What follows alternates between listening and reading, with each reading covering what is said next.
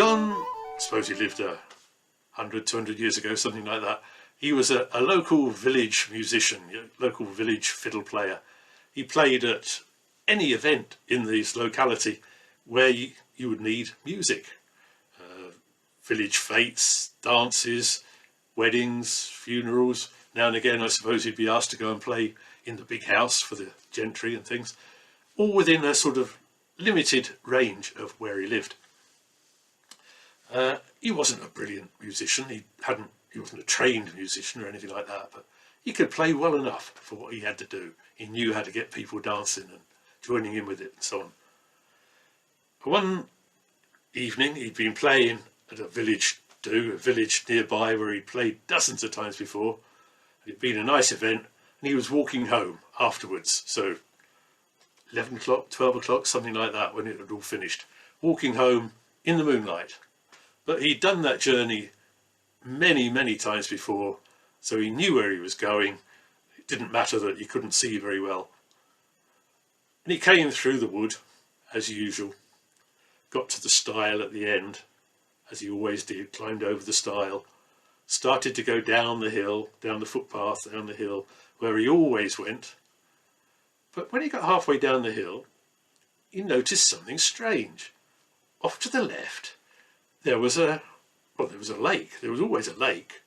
But beside the lake, there was a big house.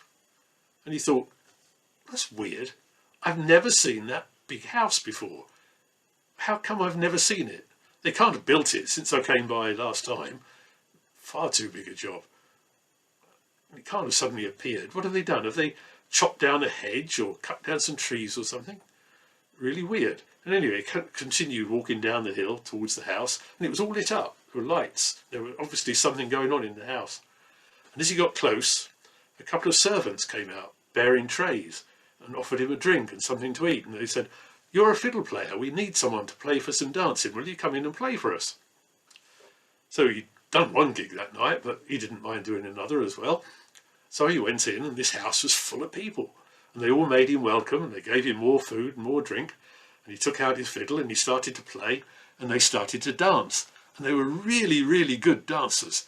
And so the better they danced, the better he played. And the better he played, the better they danced. It was one of those never-ending circles where things bounced off each other.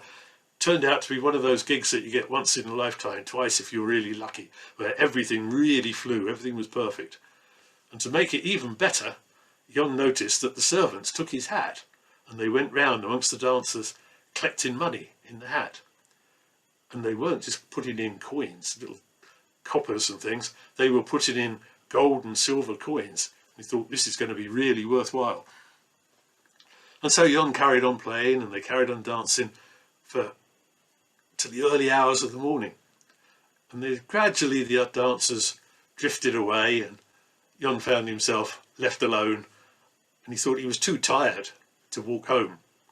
So he thought he'd lay down. There was a nice couch in the hall he was in, and so he put his fiddle in his case, put it down beside him, put the hat full of gold and silver coins down beside him, laid on this couch and went to sleep.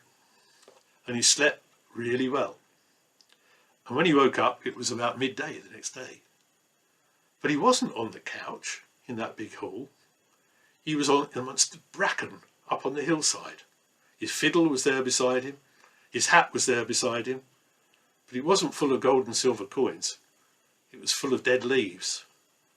And the penny suddenly dropped that the people Ion had been playing for were the fairies.